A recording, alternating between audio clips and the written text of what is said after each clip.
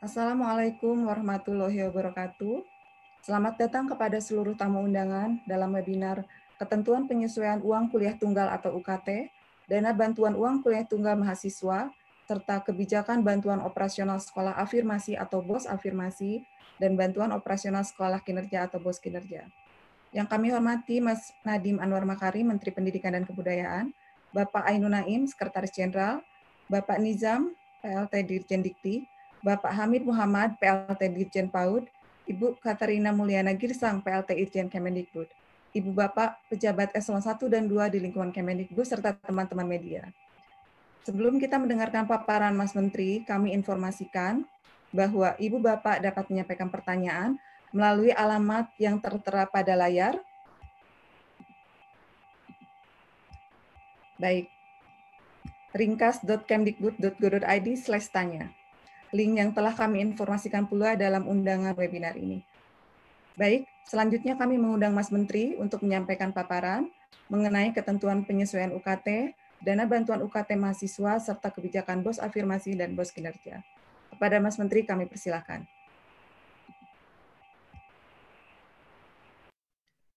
Terima kasih yang terhormat para Dirjen dan Sekjen dan staf khusus Kementerian Pendidikan dan Kebudayaan, dan kepada semua teman-teman media dan member daripada webinar ini, partisipan, Assalamualaikum warahmatullahi wabarakatuh. Hari ini kita akan membahas beberapa kebijakan dan inisiatif dari Kemendikbud untuk meringankan beban dari berbagai macam pihak sekolah maupun mahasiswa yang sedang mengalami krisis ekonomi di masa pandemi ini. Saya ada sedikit paparan, izinkan saya memaparkan beberapa inisiatif untuk hari ini. Oke. Berikutnya. Hari ini kita akan bahas 3 topik. Satu adalah kebijakan untuk penyesuaian UKT, yaitu yang akan diatur dalam Permendikbud nomor 25 2020. Yang kedua adalah dana bantuan, dan ini dana alokasi baru untuk UKT mahasiswa di tahun 2020 yang terutama diutamakan untuk perguruan tinggi swasta. Dan yang ketiga adalah juga kebijakan BOS afirmasi dan BOS kinerja yang akan kami juga berikan, dan ini akan juga melibat bukan hanya sekolah negeri tapi juga sekolah swasta. Berikut.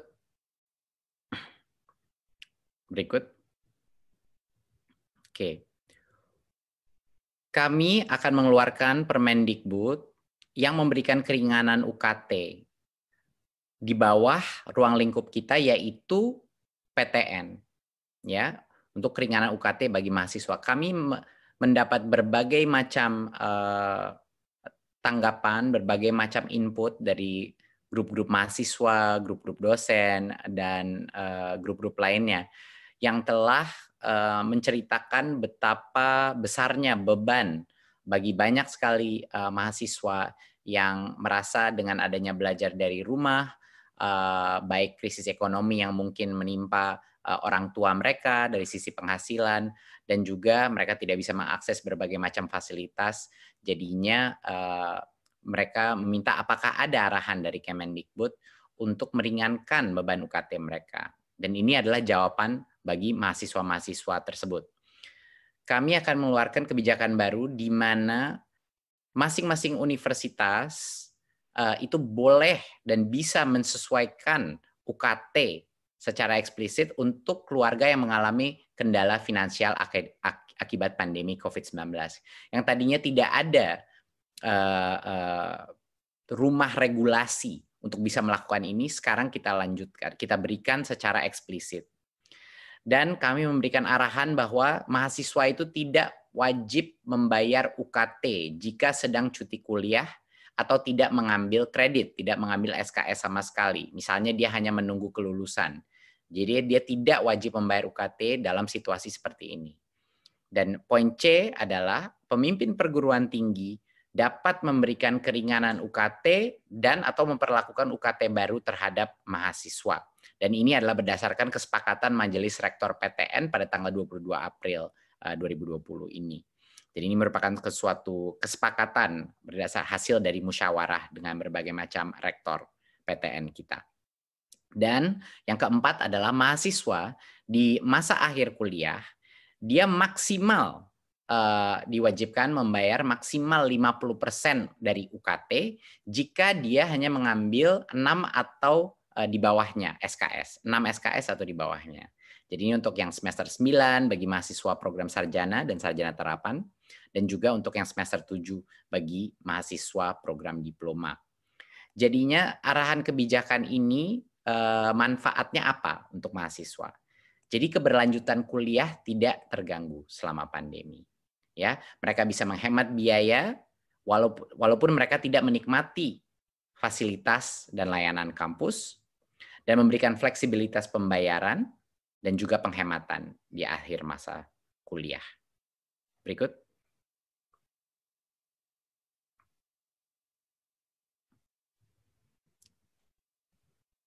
Oke.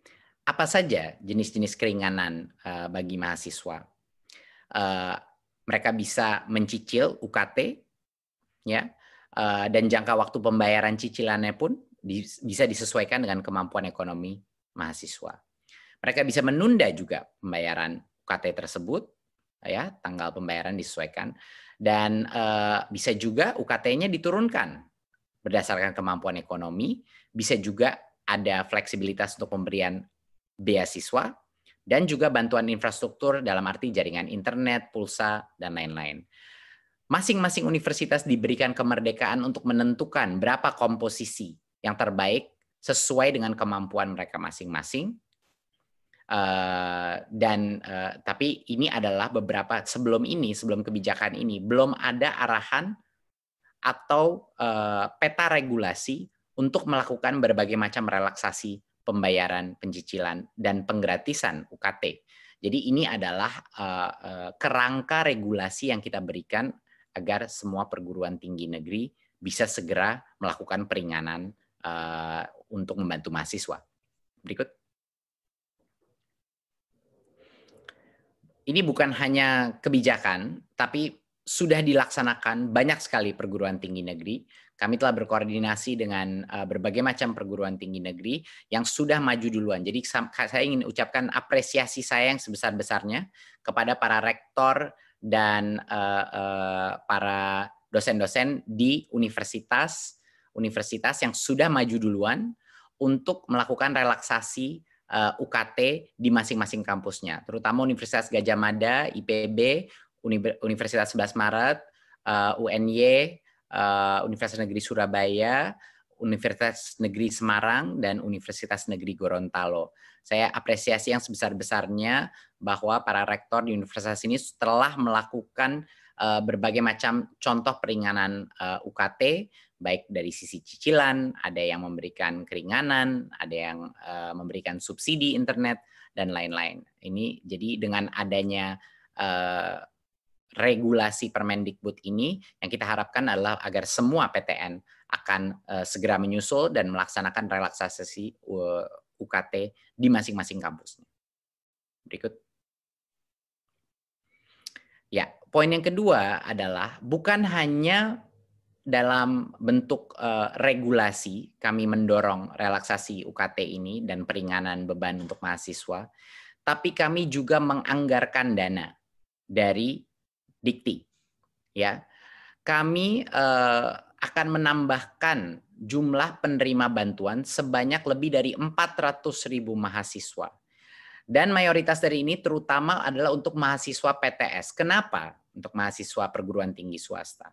Karena Permendikbud yang sebelumnya ruang lingkupnya adalah relaksasi UKT untuk perguruan tinggi negeri. Dan itu juga pendanaan dari APBN kalau perguruan tinggi negeri. Kami merasa bahwa banyak sekali mahasiswa dan universitas swasta yang sebenarnya sangat rentan bisa tidak lulus atau tidak mampu membayar UKT mereka dan akhirnya harus keluar sekolah.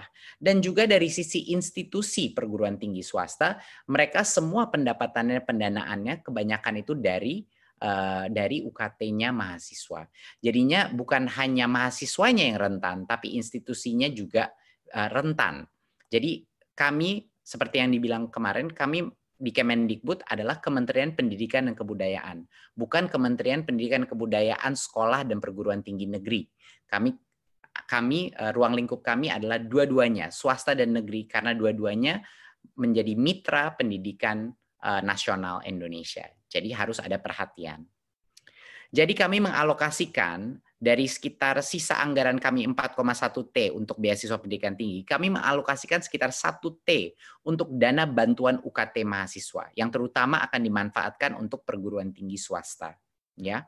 Dan ini memberikan bantuan UKT, jadinya ini khusus untuk pembayaran UKT yang sedang menjalankan kuliah tapi bukan pemegang KIP kuliah.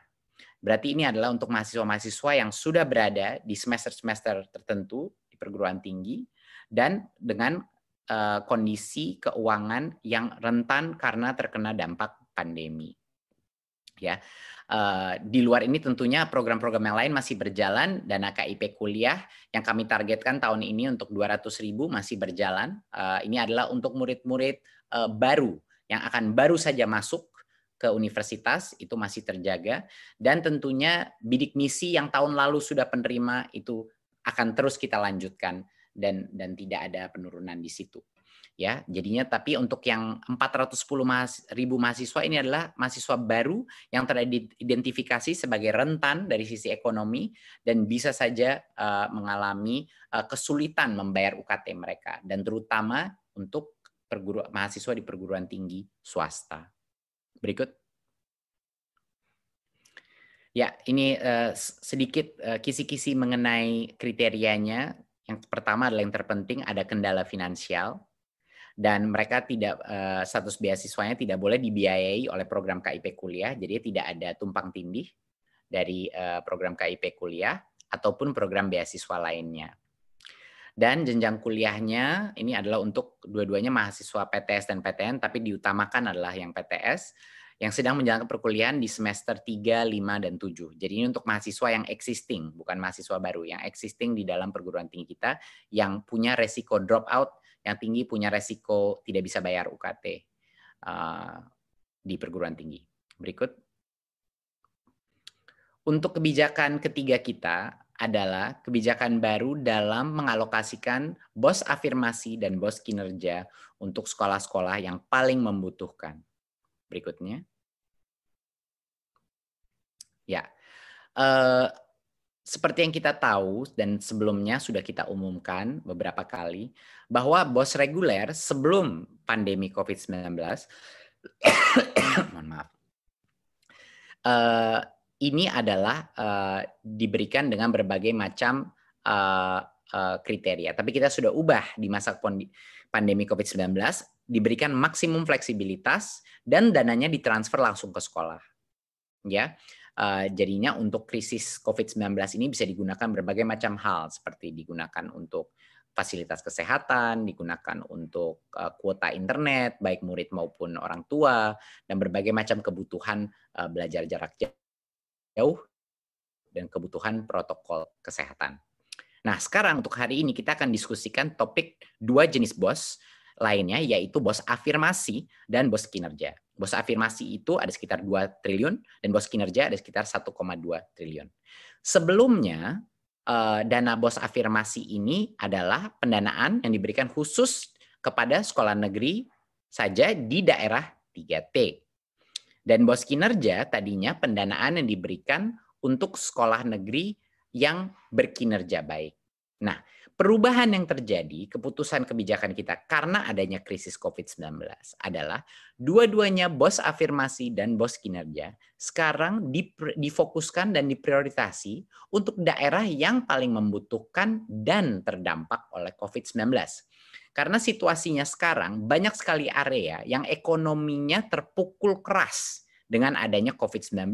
Bukan hanya di daerah-daerah 3T.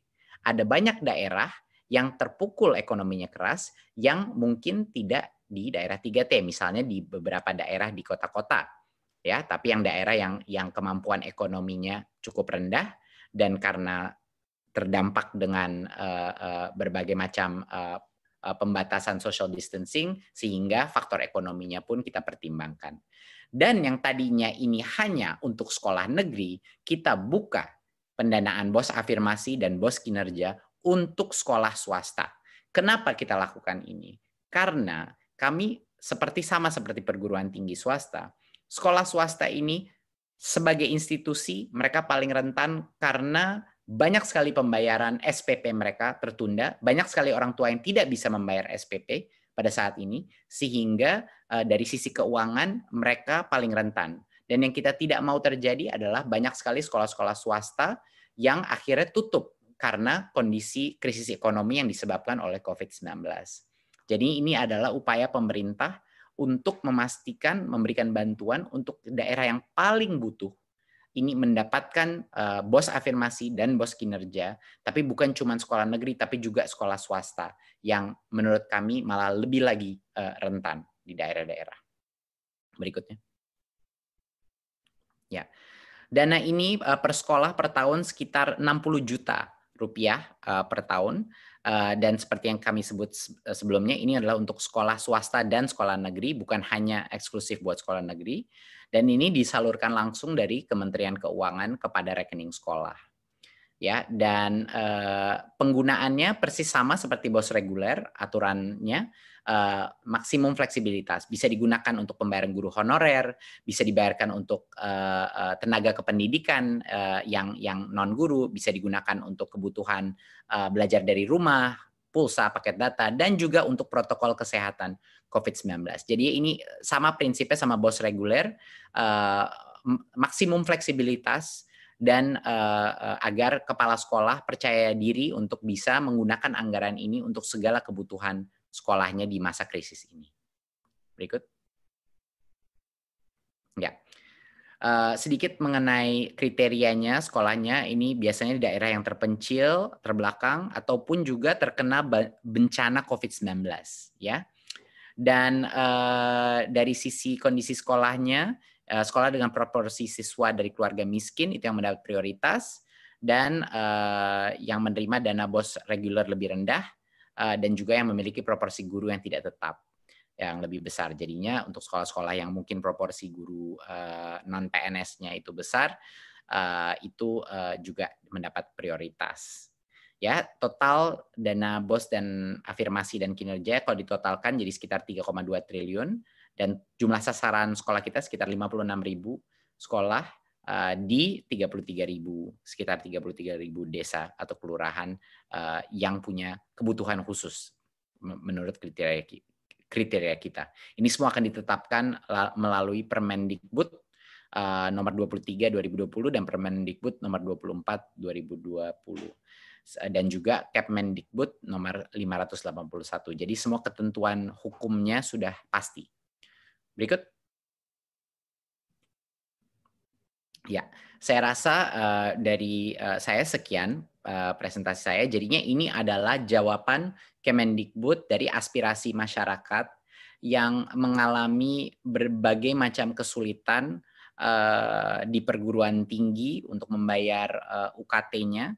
Jadi seperti yang saya bilang tadi, untuk perguruan tinggi ada satu pedoman regulasi untuk memastikan bahwa keringanan dan fleksibilitas pembayaran UKT terjadi di seluruh perguruan tinggi negeri, dan juga kami mengalokasikan dana sebesar 1 triliun untuk membantu terutama perguruan tinggi swasta dan mahasiswa di perguruan tinggi swasta untuk meringankan beban UKT mereka sehingga mereka masih bisa lulus, masih bisa melanjutkan sekolah mereka dan tidak rentan drop out. Dan yang ketiga adalah untuk membantu situasi COVID-19, BOS kinerja dan BOS afirmasi kita arahkan untuk daerah-daerah yang paling membutuhkan dan juga yang rentan terpukul krisis ekonomi COVID-19, yang tadinya cuman diarahkan untuk sekolah negeri, sekarang untuk sekolah swasta dan negeri diberikan mengikuti kriteria tersebut. Jadi berikut dari saya, terima kasih. Wassalamualaikum warahmatullahi wabarakatuh. I'm walking alone, the streets are empty. The only thing I can see is my own silhouette. I'm getting stronger, step by step. The clock is ticking, but there's no time for